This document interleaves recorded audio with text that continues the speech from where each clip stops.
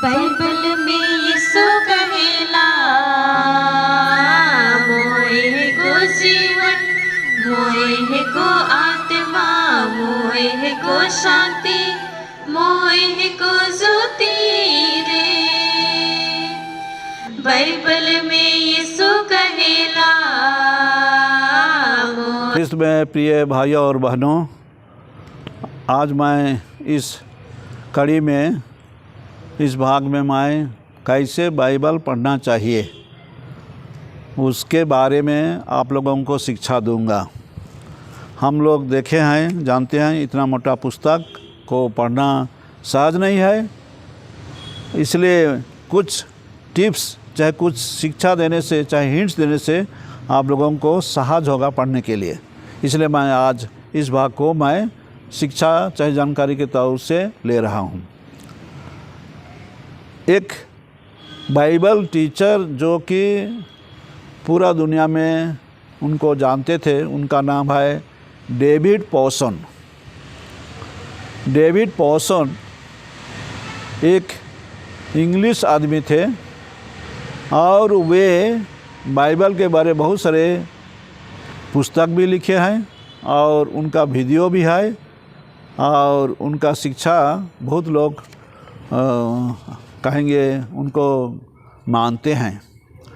तो वे एक बार एक लेक्चर दे रहे थे और उस लेक्चर में वे शुरू किए सिंपल तरीक़ा से, वो प्रश्न किए और प्रश्न का उत्तर में वो लोग हाथ उठाएंगे।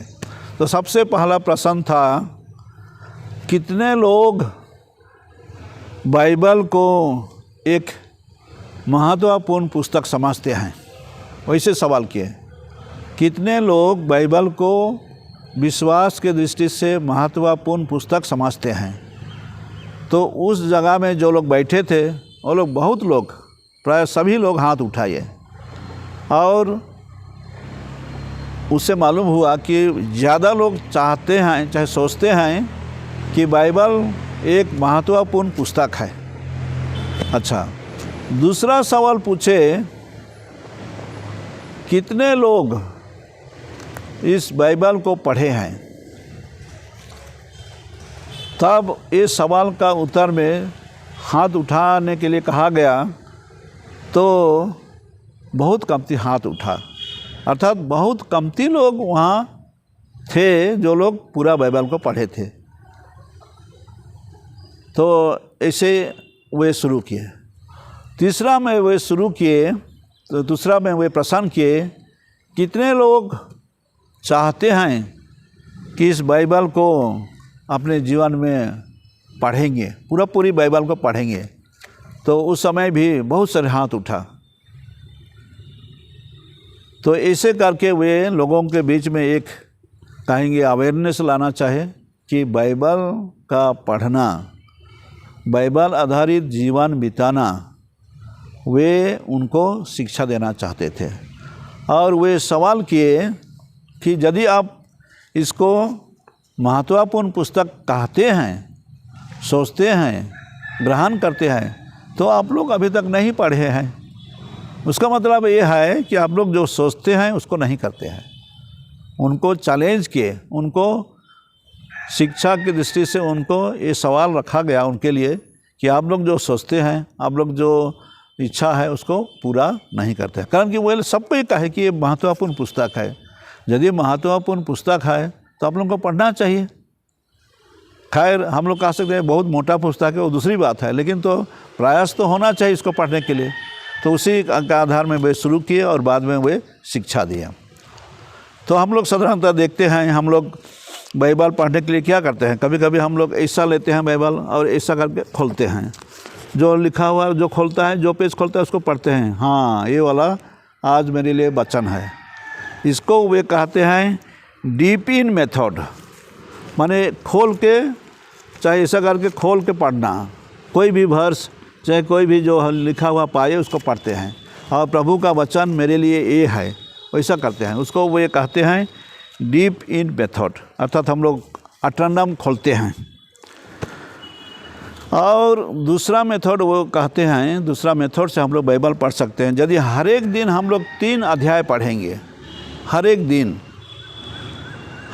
3 अध्याय पढ़ेंगे और रविवार को 5 अध्याय पढ़ेंगे, तो हम लोग बहुत ही कम समय में, कितना समय में एग्जैक्ट अभी समय का याद नहीं है, लेकिन हम लोग वैसा करके पढ़ेंगे तो हम लोग शुरू से आखिरी तक संभव है पढ़ने के लिए। कितना दिन लगेगा अभी मैं ही भूल गया, लेकिन वैसा एक ठो मेथड है कि हम लोग 3 अध्याय करके पढ़ेंगे, शुरू से लेकर आगे बढ़ते जाएंगे। तो ऐसा भी एक ठो मेथड चाहे तरीका है। लेकिन बहुधा हम लोग को ये मेथड फॉलो करने से हम लोग को तकलीफ ये है कि कोई पुस्तक को पढ़ने में बहुत मुश्किल है। जहाँ इतिहास जैसा नहीं है, जहाँ बहुत ड्राई सब्जेक्ट है, जैसे आगे मैं बताया हूँ, जीनियोलॉजी, चाहे लोगों का नाम, चाहे जगहों का नाम, ये सब कठिन है समझने के लिए। इसलिए हम लोगों को शुरू से आखिरी तक पढ़ना कठिन है। लेकिन वो ये सलाह देते हैं कि हम लोग को जो अलग अलग पुस्तक है उसको हम लोग को शुरू से आखिरी तक पढ़ना चाहिए। अर्थात एक पुस्तक को यदि हम लिए हैं तो शुरू से आखिरी तक पढ़ना चाहिए। उनका तरीका यही है कि पूरा पुस्तक को एक बार पढ़ देंगे तो उसमें हम लोग उस पुस्तक का विषय वस्तु को पकड़ लेंगे, समझ लेंगे और समझने के लिए आसान होगा। जैसे हम लोग लेते हैं रूत का पुस्तक, हम लोग रूत का पुस्तक शुरू से आखिरी तक पढ़ेंगे, एक कहानी जैसा है। चाहे जोब का पुस्तक, जोब एक ईमानदार व्यक्ति था, धार्मिक आदमी था, लेकिन उसका 3 साथी लोग कहते हैं तुम अधर्मी हो, ईश्वर की दृष्टि में अधर्मी हो, इसलिए ईश्वर तुमको सजा दिए हैं। तो ये एक ठो कहानी ढांचा में लिखा गया है पुस्तक, जिसमें बहुत सारे शिक्षा मिलता है। तो जोब का पुस्तक हुआ। वैसे ही हम लोग अलग अलग पुस्तक को हम लोग शुरू से आखिरी तक पढ़ने के लिए वही सलाह देते हैं। और एक ही बैठने में नहीं होगा, लेकिन हम लोग अध्याय लेकर पढ़ सकते हैं और शुरू से आखिरी तक। और उसमें फ़ायदा ये है कि हम लोग पूरा पुस्तक को पढ़ने से हम लोग जानेंगे उसका विषय वस्तु, और उसमें विषय वस्तु को समझने के लिए सहज होगा, ऐसे उनका कहना है।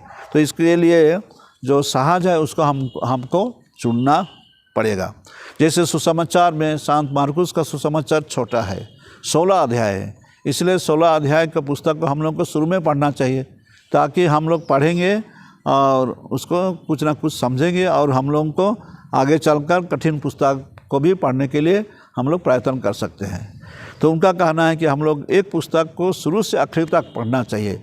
जैसे हम लोग यदि कोई सिनेमा देखते हैं, चाहे कोई सीरियल देखते हैं, हम लोग शुरू से आखिरी तक देखते हैं। शुरू से आखिरी तक देखने से हम लोग समझेंगे उसका क्या कॉन्टेक्स्ट है, कैसे उसका प्लॉट है, कैसे वो बढ़ते जा रहा है।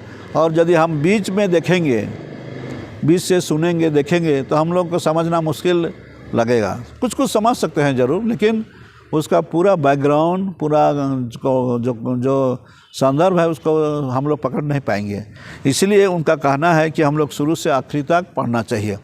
और वे ये भी कहते हैं जो अध्याय है, जो वर्ष का नंबरिंग है, ये बाद में हुआ है।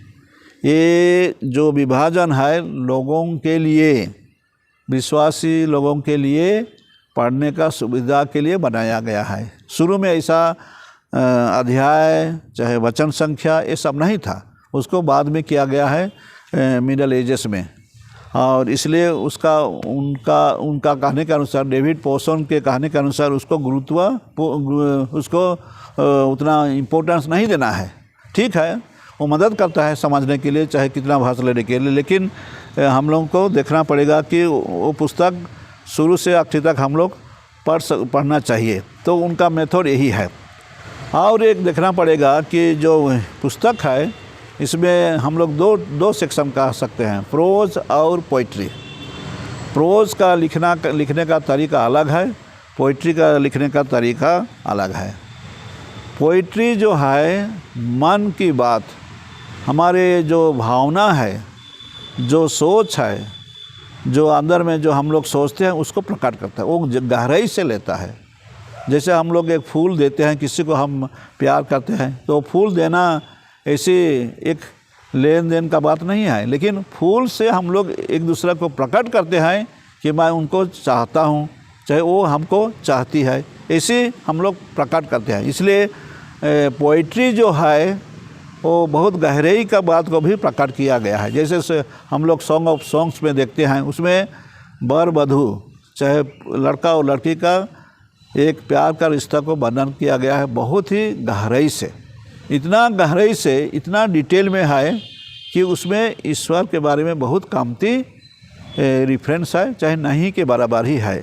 इसलिए कहा गया है सोलोमन राजा चाहे सुलेमान राजा अपने जवानी के टाइम में, जवानी के समय में ऐसी पुस्तक लिखी हैं जो लोगों को प्रेरणा देगा एक दूसरे के साथ रिश्ता रखने के लिए। और वे लिखे हैं बाद में भी दूसरा पुस्तक सब भी लिखे हैं, जैसे प्रोवर्ब्स लिखे हैं। जब वे जीवन के स्तर में मैच्योर हो गए थे, वयस्क हो गए थे, वे सलाह देते हैं कि तुम लोग ऐसा करने से तुमको सावधानी से चलना पड़ेगा और तुम लोग ऐसा नहीं करना चाहिए, माता पिताओं का बात सुनकर चलना चाहिए। ऐसी बातें सब वे प्रकट किए हैं, वो एक ठू स्तर में लिखे हैं। वैसे ही वे लिखे हैं उपदेशक पुस्तक में, वे सलाह देते